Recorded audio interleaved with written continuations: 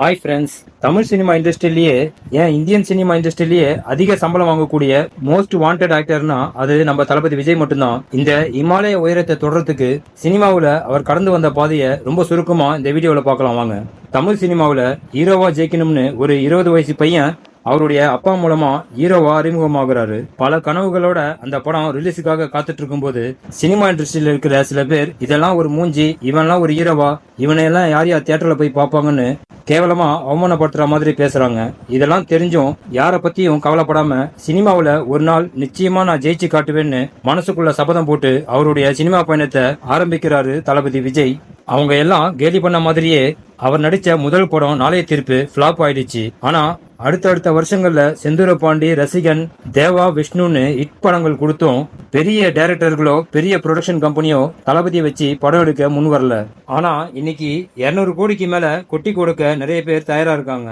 அது வேற விஷயம். சரி, நம்ம ஸ்டோரிக்கு வருவோம். 1996ல சூப்பர் குட் ஃபிலிம்ஸ் தளபதியை வச்சு விக்ரமன் டைரக்ஷன்ல பூவே உனக்காக படத்தை எடுக்கிறாங்க. படம் பிளாக் பஸ்டர் ஹிட் ஆகுது. சரி, நாமளும் ஒரு பிளாக் பஸ்டர் ஹீரோ ஆயிட்டோம்னு சந்தோஷப்படுறதுக்குள்ள அடுத்தடுத்து வசந்த வாசல், மாண்புமிகு மாணவன், செல்வா, காலமெல்லாம் காத்திருப்பேன்னு தொடர்ந்து 4 படங்கள் பிளாப் ஆயிடுச்சு. இதே வேற ஹீரோவா இருந்தா அவ்வளவுதான், நம்ம சினிமா லைஃபே முடிஞ்சிடுச்சுன்னு துவண்டு போயிருப்பாங்க.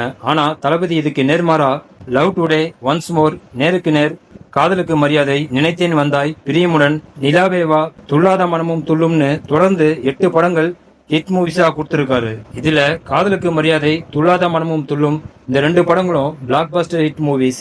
1999ல இருந்து 2004 வரைக்கும் 16 படங்கள் நடிச்சிருக்காரு தளபதி. இந்த 16 படங்கள்ல 2 படங்கள் தான் பிளாப் ஆயிருக்கு. மீதி 14 படங்கள் ஹிட் மூவிஸ். அதுல குறிப்பிட்டு சொல்லணும்னா குஷி அண்ட் ஃப்ரெண்ட்ஸ் இந்த 2 படங்களும் மெகா பிளாக் பஸ்டர் மூவிஸ். தளபதி விஜய்க்கு 2004 ரொம்ப முக்கியமான வருஷம். அந்த வருஷம் தான் கில்லி ரிலீஸ் ஆச்சு. படம் தாறுமாறு ஹிட்.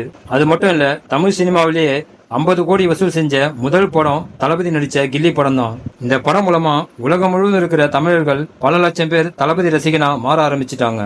தொடர்ந்து ஏறுமுகமா இருந்த நம்ம தளபதியோட சினிமாகிராஃப் நெக்ஸ்ட் 2007ல ரெக்கார்ட் பிரேக் மூவியான போக்கிரி படம் ரிலீஸ் ஆச்சு. படம் பாட்டு ரெண்டுமே அதிரி புதிரி ஹிட் ஆச்சு. அதோட தமிழ் சினிமா வரலாறுலயே 75 கோடிக்கு மேல வசூல் செஞ்ச முதல் படம்ங்கிற மெகா சாதனைய போக்கிரி படம் தான் செஞ்சிருக்கு.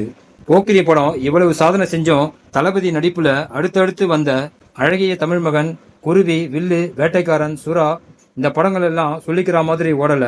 அப்பவும் தளபதி துவண்டு போகல. காவலன், வேலாயுதம், நண்பன்னு அடுத்தடுத்து சக்சஸ் மூவியா கொடுத்து மறுபடியும் மேல வராரு. 2012ல துப்பாக்கி படத்துல ஆரம்பிச்ச தளபதியோட வெற்றி பயணம் புலி படத்துல மட்டும் ஸ்லோவாகி இப்ப லாஸ்டா ரிலீஸ் ஆன லியோ வரைக்கும் அவருடைய சினிமா பயணம் ஜெட் வேகத்துல மேல போயிட்டே இருக்கு.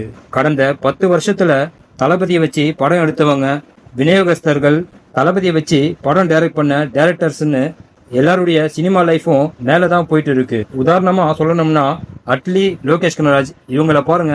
இன்னைக்கு இவங்க ரேஞ்சே வேற. அதுக்கு ஒரே காரணம் தளபதி விஜய் தாங்க.